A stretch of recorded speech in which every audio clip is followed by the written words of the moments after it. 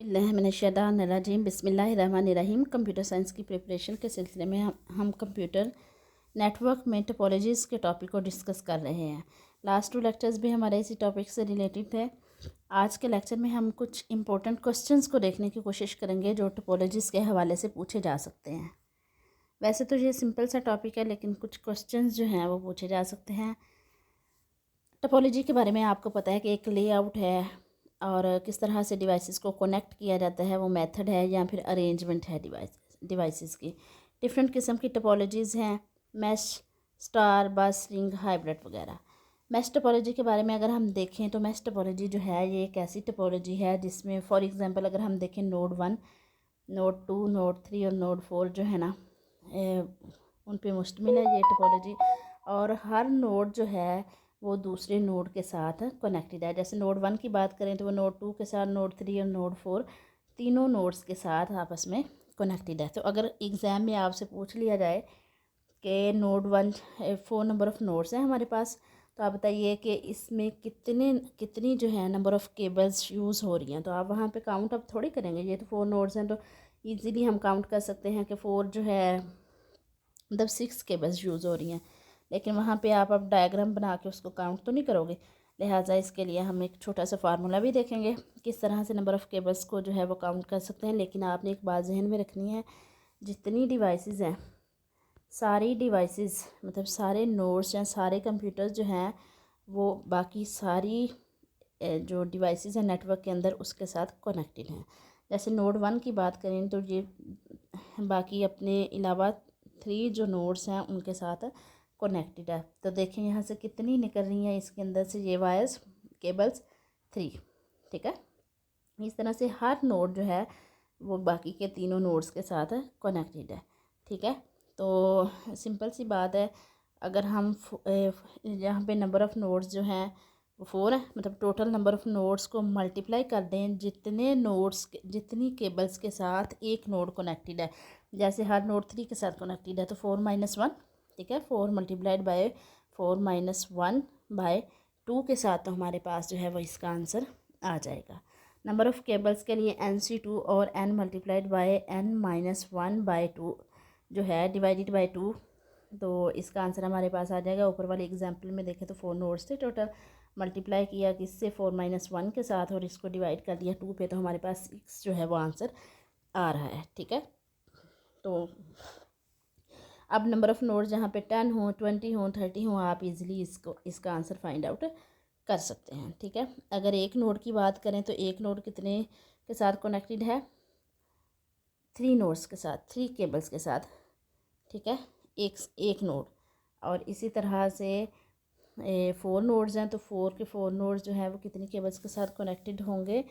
इसको आप 4 के साथ मल्टीप्लाई करने के बाद 2 पे डिवाइड करेंगे तो आपके पास आंसर आ जाएगा। पोर्ट्स की बात करें तो ports where wires are connected with system. अब देखें, एक सिस्टम जो है वो एक ही पोर्ट के साथ जो है वो कनेक्ट हो सकता है ना, लेकिन ports where wires are connected with system. अब यहाँ पे इसी एग्जांपल पे आप आ जाएं तो आप देखें ये नोड 1 के से कितनी केबल्स निकल रही हैं? 3, मतलब इसकी 3 पोर्ट्स है, ये 3 पोर्ट्स के साथ कनेक्टेड है। नोड 3 भी इसी तरह से 4 भी और 2 भी।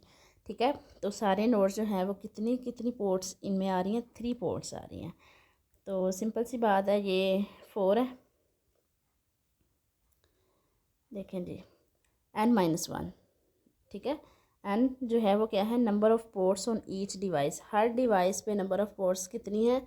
n है। जैसा कि हमारे पास इधर की कितनी कितनी है टोटल आ रही हैं,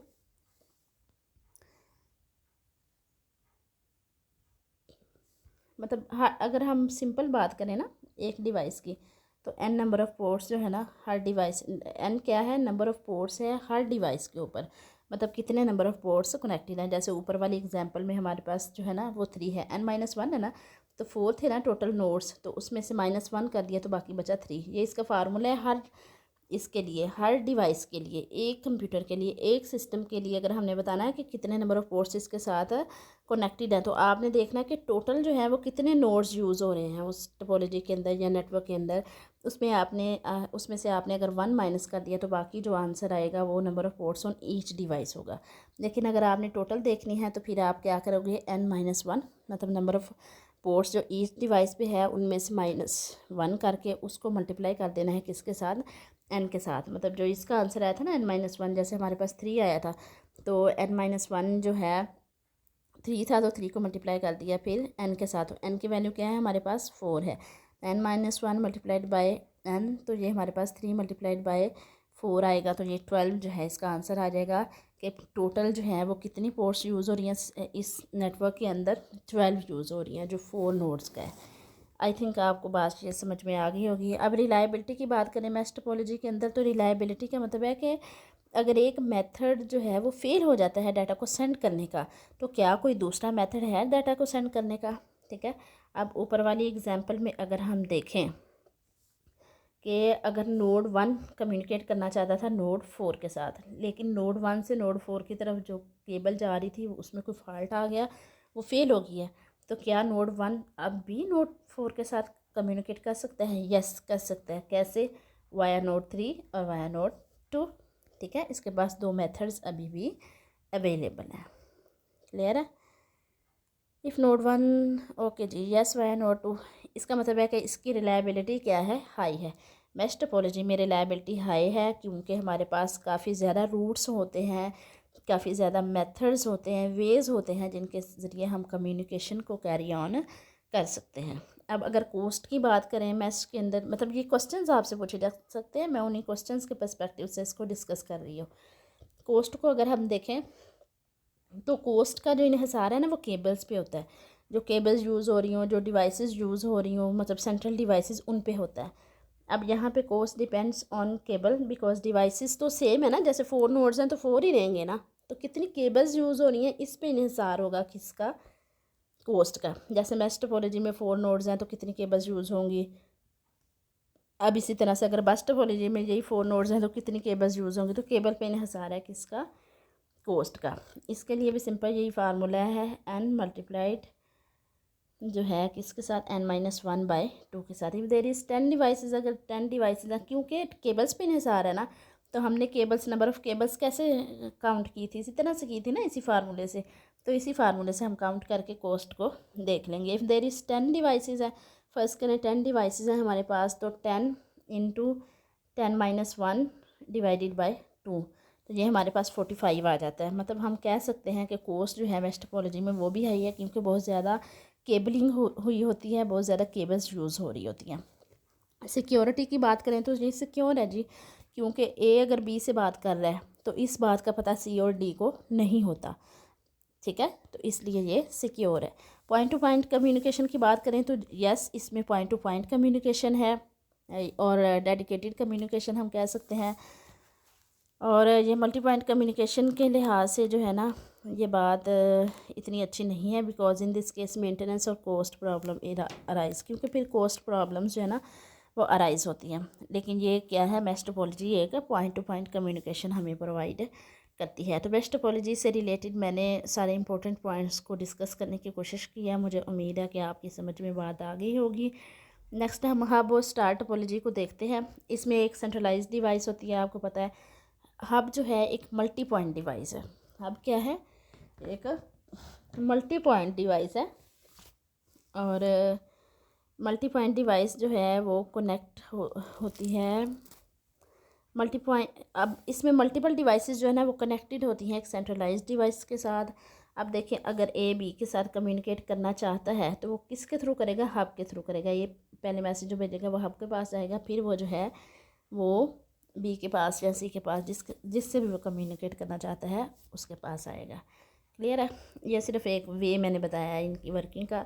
अब देखें इसमें नंबर ऑफ़ केबल्स कितनी यूज़ हो रही हैं, तो आप देख रहे हैं जितनी डिवाइसेस हैं उतनी नंबर ऑफ़ केबल्स हैं, क्योंकि हर केबल जो है सेंट्रलाइज्ड डिवाइस के साथ कनेक्टेड है, इसलिए जितनी डिवाइसेस हैं उतनी केबल्स हैं। ठीक है, तो n नंबर ऑफ़ केबल्स इसमें यूज़ होंगी। n क्या है, नंबर ऑफ़ डिवाइसेस और nodes. n number of cables use हो रही हैं। नंबर ऑफ़ पोर्ट्स की बात करें तो हर डिवाइस पे एक पोर्ट रिक्वायर है, क्योंकि एक ही वायर उसमें से निकल रही है, तो टोटल जो है 1 चाहिए एक के लिए, और टोटल क्या होंगी इसको मल्टीप्लाई कर दें n के साथ, मतलब नंबर ऑफ़ नोड्स के साथ, तो टोटल हमारे पास जैसे कि यहाँ पे 4 नोड्स हैं तो 4 ही केबल्स जो हैं वो यूज़ होंगी।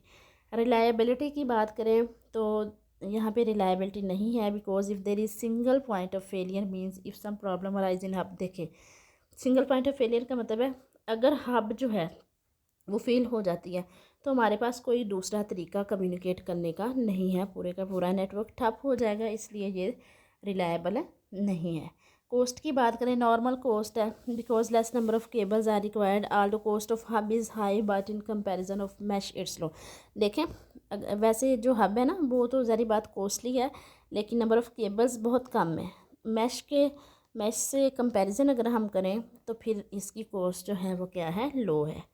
सिक्योरिटी की बात करें तो हब जो है ना बाय डिफ़ॉल्ट अगर हम बात करें तो ये ब्रॉडकास्टिंग करती है, ठीक है। हब जो है ना वो टोटली हार्डवेयर है, और हार्डवेयर कभी भी ये डिसाइड नहीं कर सकता कि मैसेज पे कौन सी कॉन्स्ट्रेंट लगानी है या कौन से स्पेसिफिक नोड को भेजना है, वो तो सबको भेजेगी ना। हाँ, अगर हम चाहते हैं तो हम कोई कॉन्स्ट्रेंट लगा सकते हैं कि स्पेसिफिक नोड को हमारा मैसेज जाए, लेकिन बाय डिफ़ॉल्ट जो हब काम करेगी ना वो क्या करेगी, वो सबको जो है वो मैसेज फॉरवर्ड करेगी, ब्रॉडकास्टिंग करेगी, इसलिए सिक्योरिटी भी इसमें लेस है, हाई नहीं है। पॉइंट टू पॉइंट कम्युनिकेशन की बात करें तो ये भी पॉइंट टू पॉइंट कम्युनिकेशन ही प्रोवाइड करती है। बस जी, आज के लिए यही पॉइंट्स हमने डिस्कस करने थे, तो आपने इनको अच्छे से रेडी कर लेना है। थोड़ा सा लेसन है, इतना कोई मतलब लंबा चौड़ा काम नहीं है, तो आपने ज़रूर इसको देख लेना। अगर समझ ना आया मुझे कमेंट्स में बता सकते हैं। ओके जी, इस वीडियो को लाइक कीजिएगा। स्टे ब्लेस्ड, स्टे ट्यून्ड, अल्लाह हाफिज़।